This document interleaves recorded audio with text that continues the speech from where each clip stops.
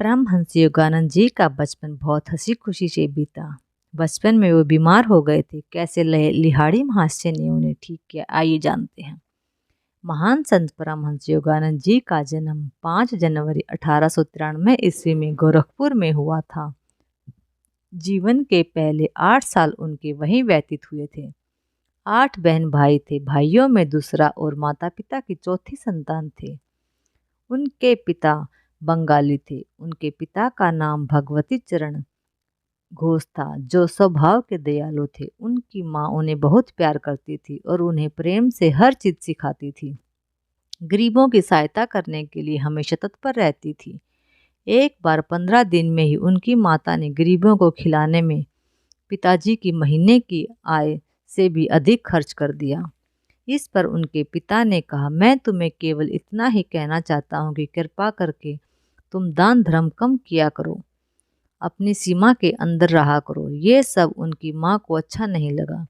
माँ ने कहा, मैं अपने मायके जा रही हूँ। हम सारे बच्चे रोने लगे। उसी समय संयोगवश मेरे मामा आ गए। मामा ने पिताजी के कान में कुछ फुसफुसा कर कहा। तभी पिताजी ने माँ को खुश कर लिया। मेरे माता पिता शादी के कुछ दिन बाद ही एक महान गुरु बनारस के लिहाड़ी महाशय के शिष्य बन गए। लगभग 8 वर्ष की आयु में मुझे लिहाड़ी महाशय की फोटो के माध्यम से चमत्कार स्वास्थ्य लाभ का आशीर्वाद मिला।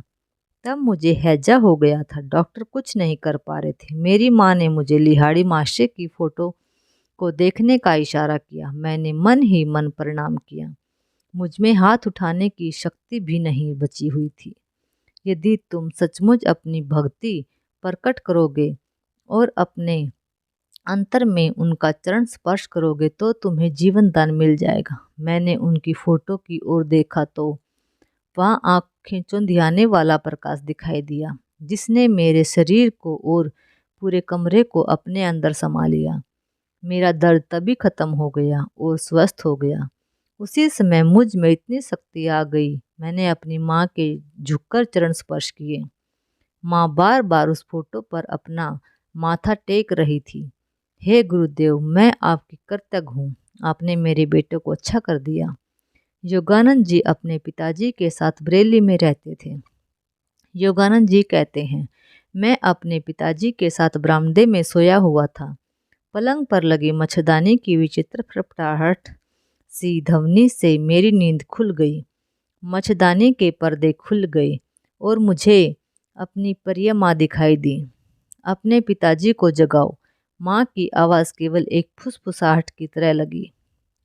आज ही सुबह होते ही 4 बजे वाली गाड़ी पकड़ के निकल जाओ। यदि मुझे देखना चाहते हो तो जल्दी करो। इसके बाद वह छाया मूर्ति अदृश्य हो गई।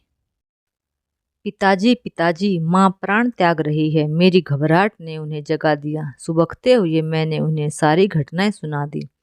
पिताजी ने कहा, शांत हो जाओ, चिंता की कोई बात नहीं है। यह तुम्हारे मन का वहम है। तुम्हारी माँ बिल्कुल ठीक है। अगर कोई दुखद समाचार मिल गया तो हम कल चलेंगे। यदि आप अभी नहीं चले तो आप अपने आप को कभी क्षमा नहीं कर पाएंगे और ना ही मैं आपको कभी क्षमा करूंगा। पिताजी और मैं सुबह निकल पड़े। रास्ते में मेरे चाचा मिले। हम लोगों ने पूछा, क्या माँ अभी तक जीवित है? चाचा थोड़ा रुके, फिर बोले, हाँ जीवित है। मैं समझ गया कि अब माँ नहीं रही। जब हम कोलकाता पहुँचे तो हमें माँ की मृत्यु का सामना करना पड़ा। मैं मर्द प्राय सा होकर गिर पड़ा। मुझे अपने आप को संभालने में कई साल लग गए। एक बार मेरे चचेरे भाई हिमालय की पावन पर्वत श्रेणियों की यात्रा कर हमारे यहाँ आए। उन्होंने हमें योगियों और स्वामियों की कहानियाँ सुनाई। मैं भी हिमालय जाने के लिए उत्सुक हो गया। एक दिन मैंने अपने मकान मालिक के बेटे द्वारका प्रसाद को हिमालय भाग चलने को कहा। उसने यह बात मेरे बड़े भाई अनंत को बता दी, जो उसी समय मेरे पिताजी से मिलने आया था। यह बात उसने छोटा बच्चा समझकर टाल दी और कहा, तेरे गिरवे कपड़े कहाँ हैं? उसके बिना तो तुम सन्यासी नहीं बन सकते। कुछ दिनों बाद फिर मैंने हिमालय जाने के लिए योजना बनाई। मैं अकेला ही जाना चाहता था इस बार, ताकि किसी को पता ना चले। लेकिन मेरे बड़े भाई को पता चल गया। वो मुझे फिर से पकड़कर घर वापस ले आए। धन्यवाद।